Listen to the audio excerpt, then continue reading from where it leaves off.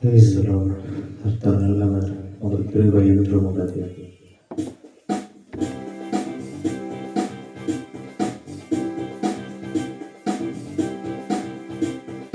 கர்த்தாவே தேவர்களே, உமக்கு பாரவர் யார்?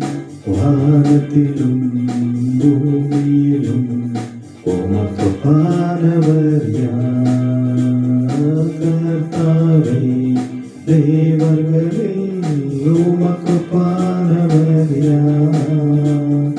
வானத்திலும் பூமியிலும் உமக்கு பாரவர் யார்? உமக்கு பாரவர் யார்? உமக்கு பாரவர் யார்?